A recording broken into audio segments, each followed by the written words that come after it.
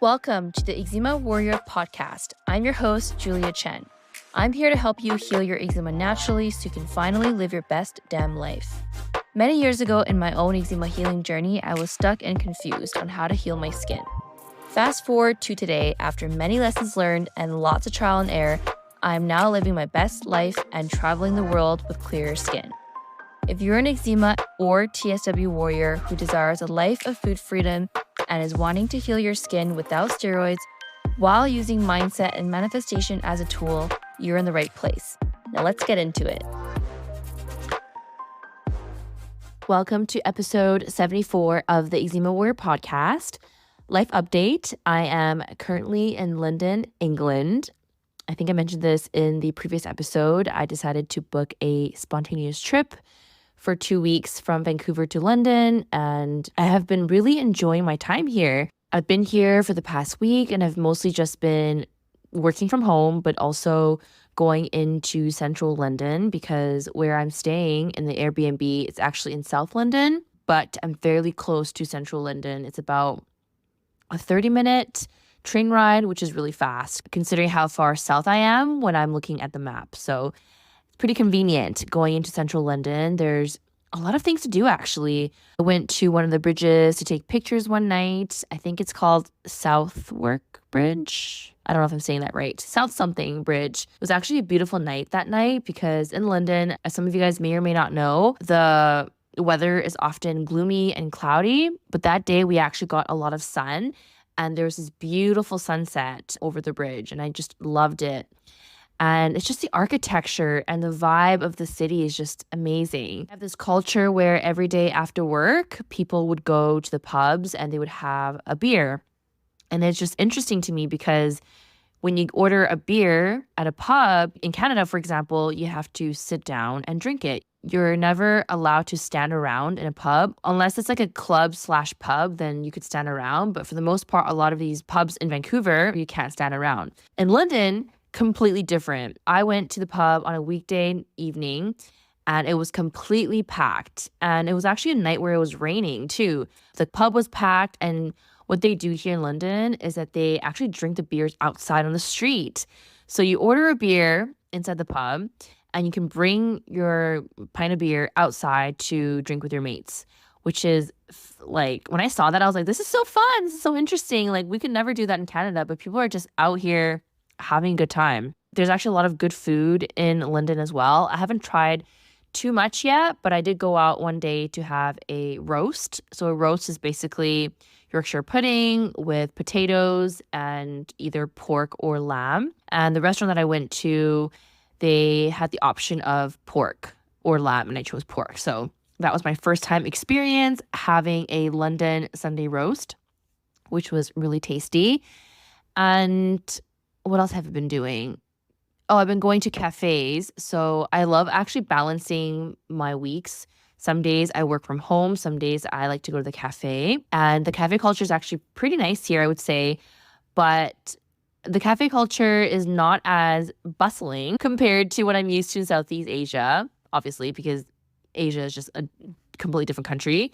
But there are a lot of cute cafes here. And the coffee here is pretty strong. I mean, it is England. Coffee generally here is stronger than North America and other parts of the world, I find. So it was really nice being able to have good coffee and work from these cute little Victorian style coffee shops. Love, love, love it. I have another week here in London, going to be exploring a little bit more, watching the football game. I did that the other day and that was really fun, seeing England win against the Netherlands. And then they're playing against Spain, I think, this Sunday, which is actually after when this podcast episode is being released. But yeah, that's basically my little trip here in London. And then I go back to Vancouver after that. And then, yeah, I can't believe it's already July and we're already halfway through the year and we're in the middle of summer. I hope you guys are enjoying your summer anyway. So in today's episode, I'm diving into the 5 symptoms of adrenal fatigue. I wanted to talk about this topic because I know a lot of people struggle with adrenal fatigue. Some people actually might not know what adrenal fatigue is. So I'm going to be diving into this today and sharing some of the symptoms that you might actually want to look out for and consider, because it could be definitely applicable to a lot of you who experience stress or generally have a high stress lifestyle. First of all, let's talk about what the adrenals do and what they are. So your adrenals are these small glands that are sitting on top of each of your kidneys. What these glands do is that they produce hormones. For example, cortisol is produced in the adrenals, which is the stress hormone. And what cortisol does, it helps your body respond to stress as well as other functions such as reducing inflammation and regulating your metabolism. Your adrenals also produce other hormones, for example, like aldosterone, which helps to regulate your blood pressure. It controls the balance of sodium and potassium in the blood, which is your minerals. And your adrenals also produces other hormones that help with your body's fight or flight response, for example, adrenaline and noradrenaline. When you experience stress, your adrenals produces these hormones to help you better respond to stress. And because a lot of us actually experience chronic stress, what happens is that your adrenals continuously produce cortisol. Over time, when your adrenal glands are continuously pumping out cortisol, this is going to cause more inflammation in the body. So while cortisol has the function of reducing inflammation and having anti-inflammatory effects, when there is chronic cortisol being released from the adrenals, this is going to actually cause an imbalance in your immune system, which then becomes a problem in controlling inflammation. Your adrenals are going to become less efficient in producing cortisol because of this chronic stress and chronic production of it, which then leads to inflammation increasing in your body and causing different symptoms, which we'll talk about. So that's basically what the adrenals do and what can happen to your adrenals when you are experiencing chronic stress. So there's a huge link between your adrenals and your stress. So when you're experiencing adrenal fatigue, it's basically when your adrenal glands have become overworked from prolonged periods of stress and they're unable to maintain balanced hormone levels in the body. Think about adrenal fatigue as burnout. You've been stressed and it became chronic and you haven't been implementing mindfulness or maybe not enough of it. And so now you're at the point of burnout. And usually people who are at a point of burnout, they're basically experiencing adrenal fatigue. Some of the most common symptoms of adrenal fatigue, I think number one is pretty obvious. When you're stressed, chronically stressed, you're likely fatigued. You're going to be experiencing ongoing fatigue. You're going to be lethargic, even when you're sleeping enough during the night. So that's actually one of the classic signs of adrenal fatigue is you're getting 7 to 10 hours of sleep, sometimes even more, but you wake up feeling really groggy in the morning. You find it difficult to get out of bed. And it typically lasts throughout the day. And in the evening, you're feeling like you can't sleep. So you have difficulty actually falling asleep. We call this tired and wired. So you're tired throughout the day, but then you're wired at night. That's a very classic symptom of adrenal fatigue.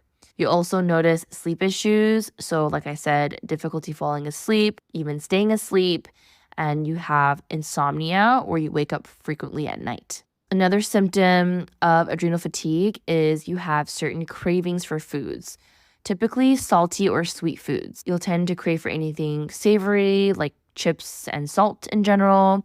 You have a sweet tooth, so you want to eat desserts, cakes, pies, ice cream. And these cravings tend to be moderate to severe, meaning that you notice them daily and you feel like you have to always reach for a snack that's sweet or salty after or before a meal. You'll also be experiencing mood swings and feeling more irritable than usual. Because your adrenals are overworked, you're likely experiencing hormonal imbalances, and that can affect your mood. It can cause you to be more anxious, more depressed, and just more moody. You're also going to be experiencing difficulties handling your day-to-day stress. You notice that you're actually more overwhelmed when it comes to certain situations that are meant to be manageable. And you just feel like you're unable to manage your day-to-day stress. Maybe you're feeling more triggered. Maybe you're just feeling extremely irritable and you just feel very overwhelmed. So that would be another symptom of adrenal fatigue. Some people with adrenal fatigue also experience brain fog. So you might notice that you have problems concentrating, you have problems focusing, your memory hasn't been so great, and you just feel like sleepy but also awake and you just can't seem to focus. That can be also a symptom of adrenal fatigue. And of course, when you're chronically stressed and your body is in fight or flight, producing cortisol left, right, and center, then your immune system is going to be weakened. That's what happens when your body is literally burnt out. So you might notice that you're getting sick more often, you're getting colds and flus, you're feeling under the weather a lot. And when you're trying to heal from these illnesses, you tend to have a slower recovery. So those are all signs of having a weakened immune system because of adrenal fatigue and because of chronic stress. These are the most common symptoms of adrenal fatigue, and this list is not exhaustive. There are definitely other symptoms attributed to adrenal fatigue, but these are the most common ones that I've seen in my practice, that I've seen in my clients.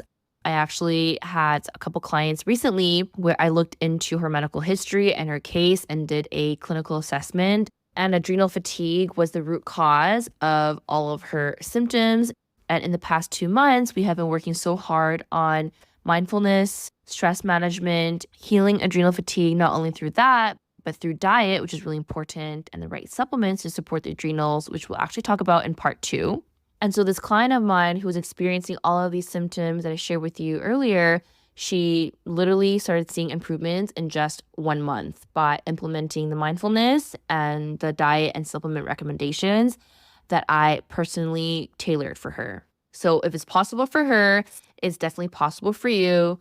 Don't be too worried about the symptoms that I talked about today. They're definitely something that you can overcome as long as you have the right tools in place and the right action plan to address them. So my number one tip when it comes to healing adrenal fatigue, before we dive into the food and supplements in the next episode, is to do your mindfulness practice and manage your stress as much as possible.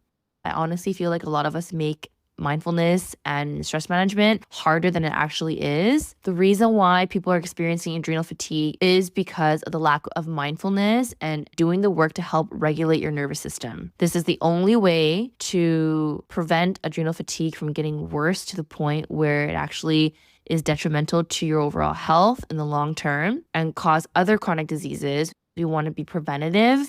And actually, we want to prevent ourselves from actually getting to that point of developing adrenal fatigue. And the only way to do that is to work on the stress, to enhance your body's resilience to stress. And we do that through, like I said, mindfulness, but also working on your diet, getting good sleep. It's actually really important to have a consistent sleep schedule if you want to heal your adrenal fatigue. A lot of it is really lifestyle change, right? If you have a lifestyle that leans more towards stress, then it's maybe reevaluating and making some changes when it comes to that. Because you can't heal your adrenals from just diet and supplements. It's really the mindfulness and having a balanced lifestyle that doesn't cause your cortisol levels to be out of control all the time. Okay, that's what I have for today's episode on what adrenal fatigue is, what are the most common symptoms, and my number one tip when it comes to healing adrenal fatigue. Please stay tuned for part 2 on how to support your adrenals naturally. We're going to be talking about food and supplements specifically. If you have any questions about this episode or any of the other episodes, feel free to reach out to me at juliachen.rd. I would love to chat with you guys in the DMs if you have questions. My DMs are always open. If you have any questions about working with me and you struggle with adrenal fatigue and stress mindset, I actually specialize this in my coaching. It's a big topic with all of my clients. So if you would like to receive some support from healing stress and mindset, then definitely reach out to me. And you can also apply for coaching in the show notes below. Thanks for listening to today's episode, and I will see you guys in the next one. Thanks for tuning in to today's episode. Now, before I let you go, I want to let you know I have this amazing eczema visualization. This visualization has helped me so much when it comes to manifesting eczema healing flares faster than I can ever imagine, reducing the itch, and just feeling great in my body. This is the exact same visualization I use for my own healing as well as my clients' healing as well. And if you want to receive this visualization, then all you have to do is leave us a review and tell us what you think about the podcast, screenshot it, send it to your email at hello@juliachen.ca, and you will receive the visualization to your inbox. I look forward to seeing your review, and we will see you in the next episode.